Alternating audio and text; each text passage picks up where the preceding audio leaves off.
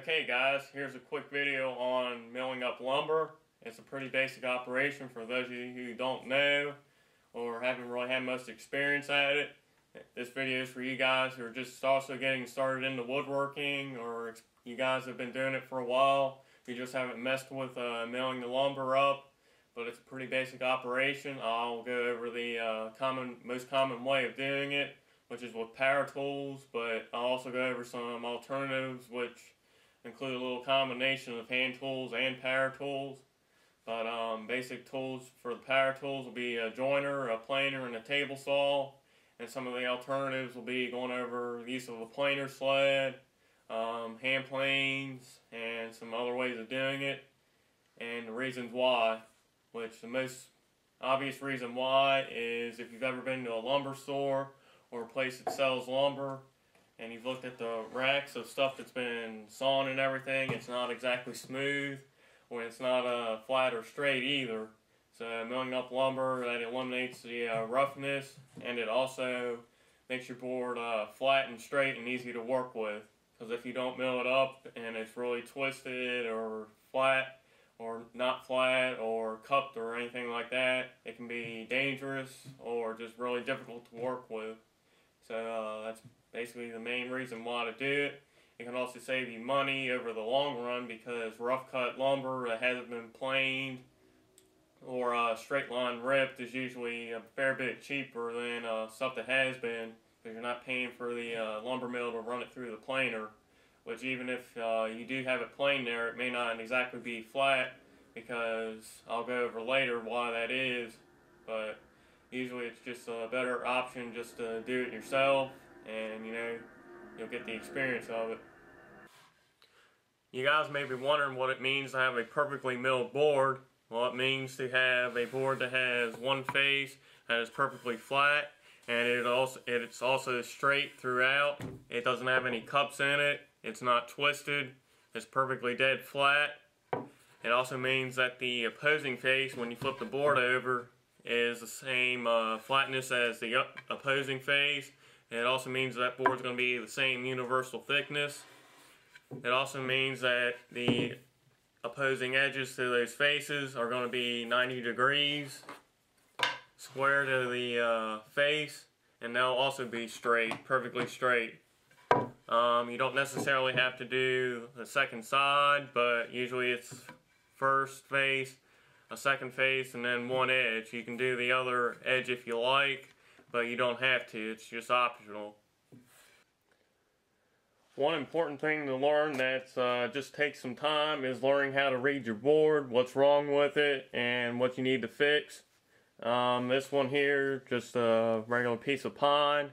It's got a pretty good cup in it. I'll see if I can show you guys. One way to see if it does have a cup is to just take a aluminum straight edge, or any type of straight edge really. This is just the roller out of a combination square, but you just set it on top, and you can see on both sides how there's space underneath, and it rocks pretty good. So that means there's a cup in this, which I'll show you guys how to get rid of that later. Another common problem is a bow, which is basically over the length of the board, where the board gets a big curve in it, and it's another common thing to have. It's fairly easy to get rid of. It's not difficult at all. But hopefully you guys can see it with this, how the edge down towards the middle is not exactly even with the two ends. The third problem with most boards is called a twist. Now this is the most difficult to remove, because you have to kind of settle the board on something. But it's pretty obvious. It goes over the length. It just twists, and if you just set it on a flat surface, it'll usually rock like this one does. It just happens with some boards. You guys may be wondering why these things happen. It's mainly have to do with the moisture content inside the board.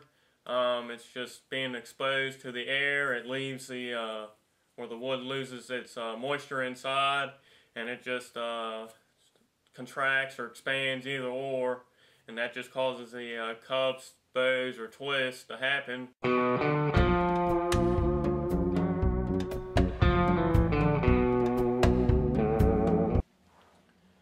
first tool in the power tool method is called the joiner. And I've removed the guard and unplugged the machine just for to show you guys, keep it simple. But always keep your guard on. This is one of those tools that if you get hurt on it, it's not a really great thing to do. But it's pretty basic operation of how to use it. It's got a outfeed table on the left hand side. The right hand side, here's the infeed table. And here in the middle there's a cutter head. This one has 3 blades on it, but you may find them with different number of knives on them. There's some that have helical heads where it's a number of small teeth, but they're formed in a screw type pattern. It's supposed to make a smoother cut.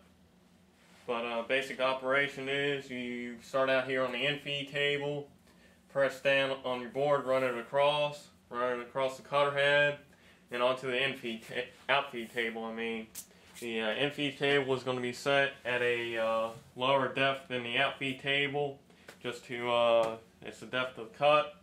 But the outfeed table will be set at the same height as the knives, and there's different ways of doing this. It takes a little bit of time. But usually each joiner comes with a manual that will tell you how to do it. But like I said, the outfeed table is set directly even with the cutter head knives, and the infeed table is adjustable to different depths. You can go from anything from 1/64 of an inch to an 1/8 of an inch. You can take. I've got mine set at the 1/64. Takes a little bit more time to get my boards flattened, but it saves the life of the blades and it doesn't do as much wear and tear on the machine. There's also a fence which is 90 degrees to the tables. You can adjust it back to different degrees. You can go back to 45 degrees. So if you've got a piece you put a miter on or a 45-degree angle on, you can go through, set the fence back at that, and joint that and get it perfectly straight. But a good thing to check is just with the fence, take a square or any type of square really, and just go along in various places and check and make sure the fence is 90 degrees to the tables. Otherwise you'll have to adjust it, and each one's a little bit different. This one you just release one of the handles and adjust it that way.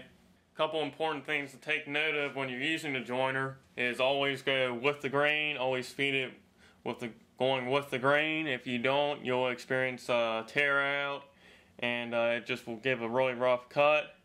But important things to take note of also, and that's with going with the grain. I've illustrated on here how the grain flows with this piece.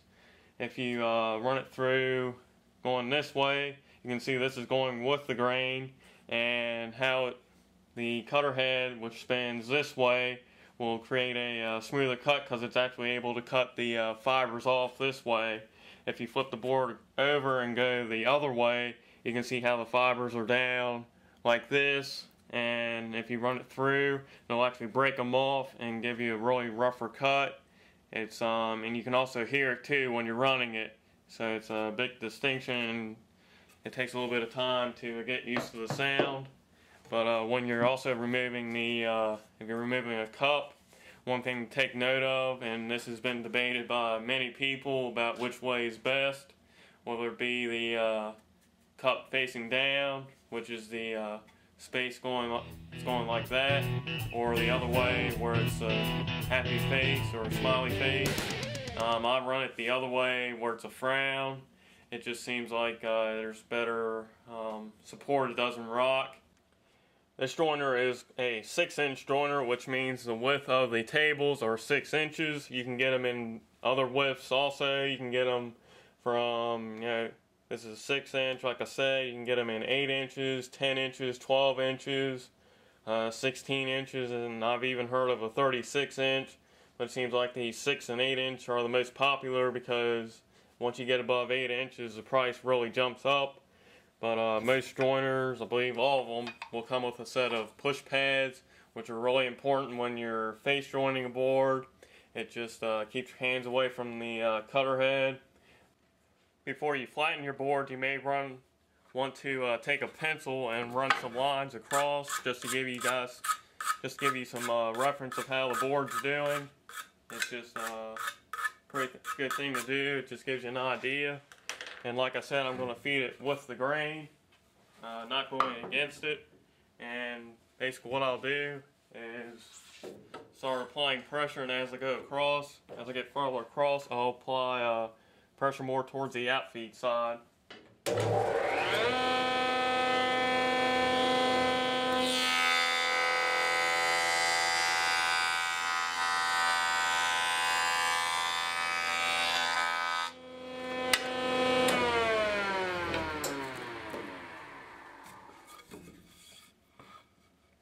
As you can see, that did a pretty good job. It needs another pass, but that's pretty basic what it does. It'll get your first face flat. Now that I have the first face flattened, I'm going to take it and reference it up against the edge of the fence here, or along the fence.